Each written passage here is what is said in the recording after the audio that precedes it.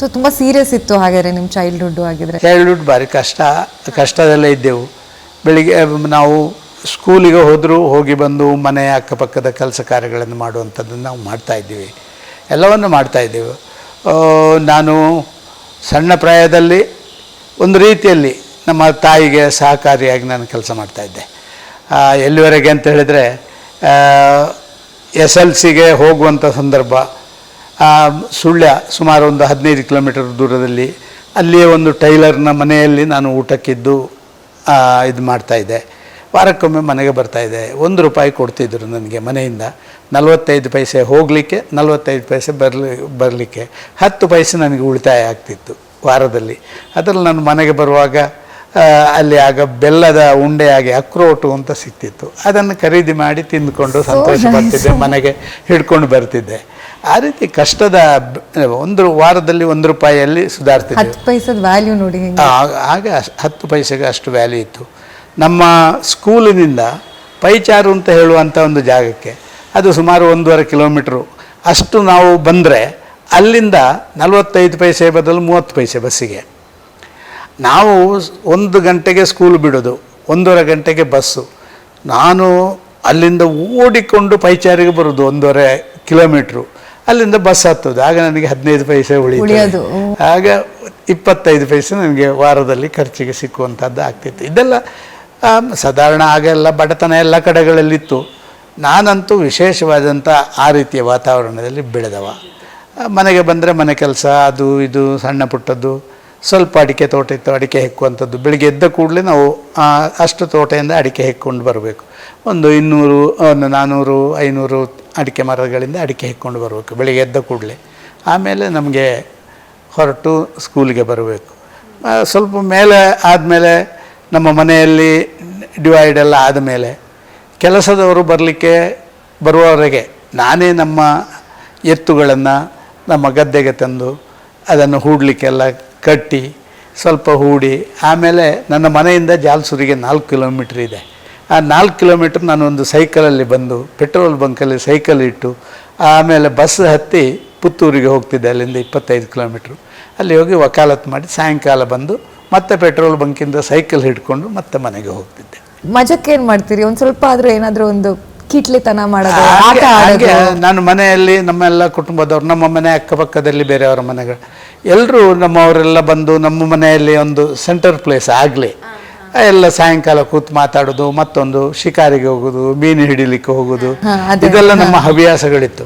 Saturday ಮಧ್ಯಾಹ್ನ ಮೇಲೆ ಸ್ಕೂಲಿಂದ ಬಂದ ಮೇಲೆ ನಾವು ಸಾಧಾರಣ ಸಾಯಂಕಾಲ ಮೀನು ಹಿಡಿಯೋಕ್ಕೆ ಹೋಗ್ತೀವಿ, ಒಂದು 9 ಗಂಟೆವರೆಗೆ ಹೀಗೆಲ್ಲ. ಸಂಡೇ ನಮ್ಮ ಚಿಕ್ಕಪ್ಪಂದಿರು ನಮ್ಮ ಫ್ಯಾಮಿಲಿ ಬೇರೆ ಬೇರೆಯವರು ಶಿಕಾರಿಗೆ ಹೋಗೋದು, ಆಗ ಬೇಟೆ ಆಡೋದು. ಆಗ ಅದೇನು ನಿಷಿದ್ಧ ಇರಲಿಲ್ಲ, ಆಗ ಬೇಟೆ ಆಡುವಂಥದ್ದು ಇದೆಲ್ಲ ಇತ್ತು. ಇದಕ್ಕೆಲ್ಲ ಹೋಗ್ತಿದ್ದೆವು. ಕಾಡು ಗುಡ್ಡೆಗಳಲ್ಲಿ ಓಡುವುದು, ಹಿಡಿಯುವುದು, ಬೀಳುವುದು, ಮತ್ತೊಂದು ಮಾಡೋದು. ಸಣ್ಣ ಪುಟ್ಟ ಯಾರದೇ ಮನೆಯ ಕುಟುಂಬದ ಕಾರ್ಯಕ್ರಮಗಳಿದ್ದರೆ, ಮದುವೆ ಮತ್ತೊಂದು ಬೇರೆ ಯಾವುದಾದ್ರು ಪೂಜೆ ಪುರಸ್ಕಾರಗಳಿದ್ದರೆ ಅಲ್ಲಿ ಹೋಗಿ ತರಕಾರಿ ಕೊಯ್ಯೋದರಿಂದ ಹಿಡಿದು ಚಪ್ಪರ ಹಾಕುವುದರಿಂದ ಹಿಡಿದು ಪಾತ್ರೆ ತೊಳೆಯೋದರಿಂದ ಹಿಡಿದು ಈ ಎಲ್ಲ ಕೆಲಸ ಕಾರ್ಯಗಳನ್ನು ಸಂತೋಷ. ಅದೊಂದು ಭಾವನಾತ್ಮಕ ಸಂಬಂಧಗಳು, ಅದು ಆರ್ಟಿಫಿಷಿಯಲು ಮತ್ತೊಂದು ಸಂಬಂಧಗಳಲ್ಲ. ಇವತ್ತು ಟೆಕ್ನಾಲಜಿ ಬೆಳೆದಂಗೆ ಮನುಷ್ಯನೇ ಯಾಂತ್ರೀಕೃತ ಬದುಕು. ಈಗ ಒಂದು ಮೊಬೈಲ್ ಇದ್ದರೆ ಜಗತ್ತನ್ನೇ ಆಳ್ತಾನೆ ಇರುವಂತಹ ಅಹಂಕಾರ ಜನರಿಗೆ ಬಂದುಬಿಟ್ಟಿದೆ. ಆದ ಕಾರಣ ಆಗ ಹಾಗೆಲ್ಲ ಇರಲಿಲ್ಲ. ಆಗ ಸಂಪರ್ಕ ಮತ್ತು ನಿಮ್ಮ ಸಂಬಂಧ ಬೇಕು ಅಂತ ಅನ್ನಿಸ್ತಾ ಇತ್ತು. ಸೊ ಸ್ಕೂಲ್ ಟೈಮಲ್ಲಿ ಏನಾದರೂ ಕ್ರಶ್ ಆಗಿತ್ತಾ ಸರ್ ನಿಮಗೆ? ನಾನು ಹೈಸ್ಕೂಲಲ್ಲಿ ಹೋದಾಗ ನಾನು ASPL ಆಗಿದ್ದೆ 9th ಸ್ಟ್ಯಾಂಡರ್ಡಲ್ಲಿ. ನಾನು SPL ಆಗಿ SLCಯಲ್ಲಿ ಬಂದಿದ್ದೆ. ಆಗಲೇ ಸ್ವಲ್ಪ ನಮಗಿದು, ಆಗ ನಾನು ಭಾರಿ ಕುಳ್ಳ ಇದ್ದೆ. ಲಾಲ್ ಬಹದ್ದೂರ್ ಶಾಸ್ತ್ರಿ ಎಲ್ಲ ಆಗ ನಮ್ಮ ಇದರಲ್ಲಿದ್ದ ಕಾರಣ ಲಾಲ್ ಬಹದ್ದೂರ್ ಶಾಸ್ತ್ರಿ ಅಂತ ಕರಿತಿದ್ರು ನನ್ನನ್ನು. ಶಾಸ್ತ್ರಿ ನಾನು ಟೊಪ್ಪಿ ಇಡ್ತಿದ್ದೆ, ಒಂದು ಕದ್ದರ ಟೊಪ್ಪಿ. ಆ ಟೊಪ್ಪಿ ಇಟ್ಕೊಂಡು ಭಾರಿ ಕುಳ್ಳ ಆಗಿದ್ದೆ. ನಾನು PUCಯಿಂದ ಮೇಲೆ ಸೈಂಟ್ ಫಿಲೋಮಿನಾಸ್ ಕಾಲೇಜಿಗೆ ಹೋದ ನಂತರ ಅಲ್ಲಿ ಬಾವಿಯಿಂದ ನೀರು ಎಳೆದು ನಾವೇ ಸ್ನಾನ ಮಾಡಿಕೊಳ್ಬೇಕು, ಪೈಪ್ ವಾಟರ್ ಎಲ್ಲ ಇರಲಿಲ್ಲ. ಆಗ ಒಂದು ತಿರುಗು, ಆಗ ಅಲ್ಲಿ ಹಾರಿ ನೀರು ಎಳೆದು ನಾನು ನೀರು ಎಳ್ಕೊಂಡು ಆಮೇಲೆ ನನ್ನ ಸ್ವಲ್ಪ ಮಟ್ಟಿಗೆ ನನ್ನ ಶರೀರ ಅದು ಬೆಳವಣಿಗೆ ಆಯಿತು, ಎಲ್ಲ ಉದ್ದ ಆಯಿತು, ಎಲ್ಲ ಇಲ್ಲದ ನಾನು ಕುಳ್ಳ ಆಗಿದ್ದೆ ಹಿಂದಿನ ದಿನಗಳಲ್ಲಿ. ಅಲ್ಲ ಏನೋ ಒಂದು ಸೀಕ್ರೆಟ್ ಕ್ರಶ್ ಇತ್ತಾ ಯಾರು ಸ್ಟೂಡೆಂಟ್ ಮೇಲೆ ಇಲ್ಲ ಟೀಚರ್ ಮೇಲೆ? ಅಂಥದ್ದು ನನಗೇನು ಆ ರೀತಿಯ ಒಂದು ವಾತಾವರಣ ಇರಲಿಲ್ಲ. ಯಾಕೆ ಅಂತ ಹೇಳಿದರೆ ನಮಗೆ ಮನೆಗೆ ಬಂದರೆ ಮನೆಯದ್ದು, ಇಲ್ಲ ಇದ್ದರೆ ಒಂದು ರೀತಿಯ ಟೆನ್ಷನು ಇರುವಂಥ 2 ಚಡ್ಡಿ 2 ಶರ್ಟ್ಗಳಲ್ಲಿ ನಾವು ಓಡಾಟ ಮಾಡುವಂಥದ್ದು. ಅದೆಲ್ಲ ಮಾಡೋದಕ್ಕೆ ಕೈಯಲ್ಲಿ ದುಡ್ಡು ಬೇಕು. ದುಡ್ಡು ನಮಗೆ ಹೈಸ್ಕೂಲ್ವರೆಗೆ 25 ಪೈಸೆನೇ ಉಳಿತಿದ್ದದ್ದು, ಅದು ಕೂಡ ಓಡಿದರೆ 1.5 ಕಿಲೋಮೀಟ್ರು. ಈ ರೀತಿಯ ಒಂದು ವಾತಾವರಣದಲ್ಲಿ ಬೆಳೆದ ಕಾರಣ ಏನಿರಲಿಲ್ಲ.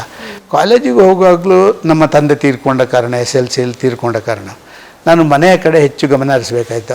ನನ್ನ ಅಣ್ಣ ಅವನು ಶಿವಮೊಗ್ಗ ಅಲ್ಲಿ ಲೆಕ್ಚರ್ ಆಗಿ ಆಯಿತು ಅವನಿಗೆ. ಇದಾದಮೇಲೆ ಅವನು ಅಲ್ಲಿ ಕೆಲಸ ಮಾಡ್ತಾಯಿದ್ದ.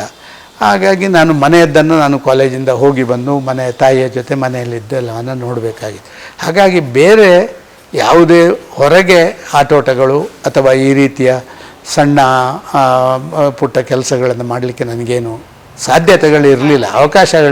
ಅವಕಾಶಗಳಿದ್ದರೆ ಮಾಡ್ತಿದ್ದೆ, ಅಂಥ ಅವಕಾಶಗಳಾಗೇ ಇರಲಿಲ್ಲ. Okay okay.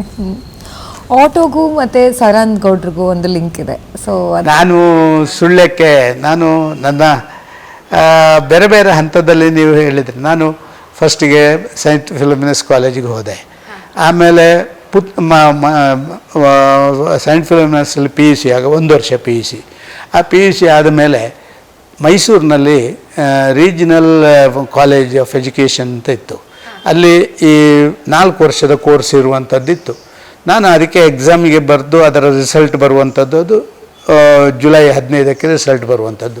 ಅವತ್ತು ಲಾಸ್ಟ್ ಡೇ ಕಾಲೇಜ್ ಅಡ್ಮಿಷನ್. ನಾನು ಅಲ್ಲಿ ಸೀಟ್ ಸಿಗ್ತದೆ ಅಂತ ಬಂದಿದ್ದೆ. ಆ ಕಾಲೇಜೇ ಒಂದು ರೀತಿಯಲ್ಲಿ ಆ ಕೋರ್ಸ್ಗಳೆಲ್ಲ ಕ್ಲೋಸ್ ಆಗಿಬಿಡ್ತು. ಮೈಸೂರಿಗೆ ಬಂದವ ಮತ್ತು ಬೇರೆ ಅಡ್ಮಿಷನ್ ಆಗಲಿಕ್ಕೆ ಆಗಲಿಲ್ಲ. ಮೈಸೂರಿನಲ್ಲಿ ನಮ್ಮ ದೊಡ್ಡಪ್ಪರ ಮಗ ಒಬ್ಬರಿದ್ದರು. ಅವರಲ್ಲೆಲ್ಲ ಕೇಳಿದಾಗ ಅಲ್ಲಿಯೇ ಸಂತ ಫಿಲೋಮಿನಾ ಕಾಲೇಜಲ್ಲಿ ಮೈಸೂರಿನಲ್ಲಿ ಕಾಲೇಜ್ ಸೇರಿದೆ ನಾನು. ಆಗ ಅಲ್ಲಿ ಸೇರಿ 1 ವರ್ಷ ಅಲ್ಲಿದ್ದೆ. ಆಮೇಲೆ ನೆಕ್ಸ್ಟ್ ಸೆಕೆಂಡ್ ಇಯರ್ BScಗೆ ಮತ್ತೆ ಪುತ್ತೂರು ಫಿಲೋಮಿನಸ್ ಕಾಲೇಜಿಗೆ ಅಲ್ಲಿಂದ ಟ್ರಾನ್ಸ್ಫರ್ ತಗೊಂಡು ಹೋದೆ. ಹಾಗಾಗಿ ಆ ಸಂದರ್ಭದಲ್ಲಿ ಕೂಡ ನಮಗೆ ಸ್ವಲ್ಪ ಇದಾಯಿತು. ಇದರಿಂದ ಮುಂದುವರೆದು ಸಂತ ಫಿಲೋಮಿನಸ್ಲಿ ಮುಗಿಸಿ, ಉಡುಪಿ ಲಾ ಕಾಲೇಜ್ ಮುಗಿಸಿ, ಆಮೇಲೆ ಪುತ್ತೂರಿನಲ್ಲಿ ವಕಾಲತ್ತು ಪ್ರಾರಂಭ ಮಾಡಿ, ಆಮೇಲೆ ನನಗೆ ಗೌರ್ಮೆಂಟ್ ಪಬ್ಲಿಕ್ ಪ್ರಾಸಿಕ್ಯೂಟರ್ ಆದ ಕಾರಣ ನಾನು ಸಿರ್ಸಿಯಲ್ಲಿ ಪಬ್ಲಿಕ್ ಪ್ರಾಸಿಕ್ಯೂಟ್ರಾಗಿ ಕೆಲಸ ಮಾಡ್ತಾಯಿದ್ದೆ. ಪಬ್ಲಿಕ್ ಪ್ರಾಸಿಕ್ಯೂಟ್ರಾಗಿ ಕೆಲಸ ಮಾಡ್ತಾ ಇರುವಂಥ ಸಂದರ್ಭ ಆದ ಮೇಲೆ ನನಗೆ ಅಟಲ್ ಬಿಹಾರಿ ವಾಜಪೇಯಿ, ನಾನು ಆಗ ABVP ಬಾಕಿ ಸಂಘದಲ್ಲಿ ಅಲ್ಲಿದ್ದೆ,